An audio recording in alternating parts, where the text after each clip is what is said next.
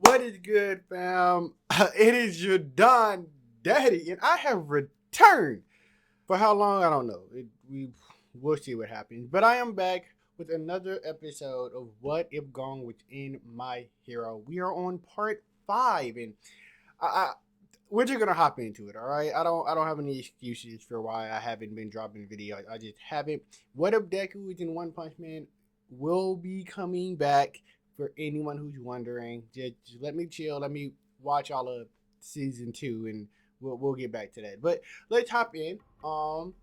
In part 5, we're starting off with the Quirk training camp arc. Probably one of my favorite parts of that season. I really enjoy it. The second half of this arc. But how will Gong change the story?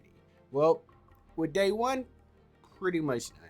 In day one, they really just show up. Class 1A has to go through the forest and make their way through the camp, and nothing really happens. So Gong being along doesn't change that. Nothing really happens day one. Day two, we do start having some changes though. The first one being that when they do the ball throw again, you know, if you've seen the show, Bakugo does it, and it's pretty much the exact same as it is in the beginning of the show, where Bakugo throws it, it goes the same distance, and everyone's really surprised and they're shocked. Um, the only difference now is Gong wants to see if he's improved since he does have a quirk now, and he actually does. He actually gets right behind Bakugo. Other than that, that part of it is still the exact same. Um, Razor Head tells everybody that they've been training and they've been getting better, but they also need to learn how to train their quirk because their quirks aren't improving. So, while explaining to everybody in the class what they should do, Eraserhead tells Gong that he spoke to Pancration and asked him what he would recommend for training. Pancration said that Gong should continue to do his basic training, but he should also learn how to use his Nen subconsciously. So, having his Ten active at all times, he should also learn how to move his aura from one part of his body to another quickly. And that the best way of him doing that is to do something like sparring with a classmate. So that way he can activate his offensive and defensive Nen quickly without having to sit and think about it. And for this training, Gong sparring with Kirishima and Ojiro would probably be best. It's very similar to what Ojiro and Kirishima was already doing in the show, but in this instance, Gong is having to learn how to hit Kirishima while also defending from Ojiro. So during the ending of their training for day 2, Kirishima has this crazy idea of seeing how strong Gong's punch can actually be. He says he's manly enough to take it. Gong is hesitant to do it because he's not sure how strong he is either. He doesn't want to hurt any of his friends. Ojiro is telling him to be careful because they don't have recovery girl there. They can't quickly heal if something happens, and it will be bad for anyone there to get seriously injured. While Gong does agree with Ojiro, he says that he's interested to know too, and if Kirishima thinks he can take it, he would love to do it. So I think in this scene you would see Gong charging up his Nen into his fist, and that's it. We're gonna tease you a little bit. We're gonna tease you.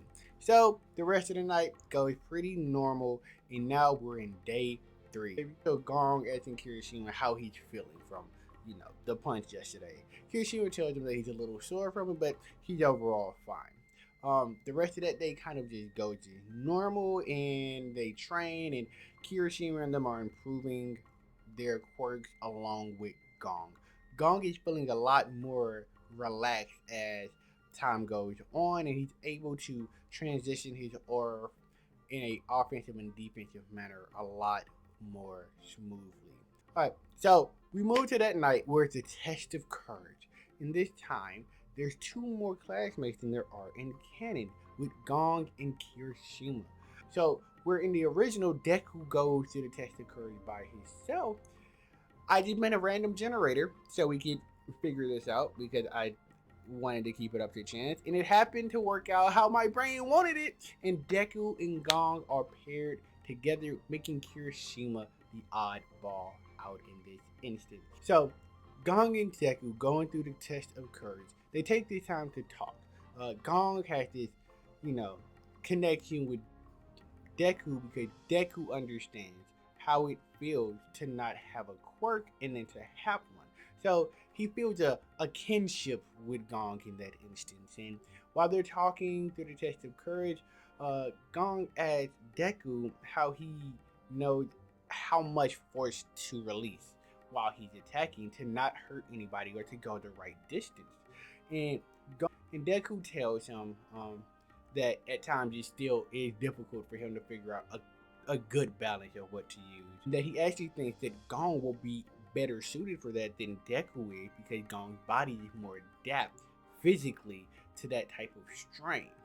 So Gong and Deku finish the test of courage and they're waiting for the rest of their classmates to come out. And this is when the League of Villains attack. And this is where I'm going to end it. But I do hope you guys have enjoyed. I hope you guys are looking forward to it because I know that I am. And yeah, I love you guys and stay blessed up. I'll see you next time. Peace.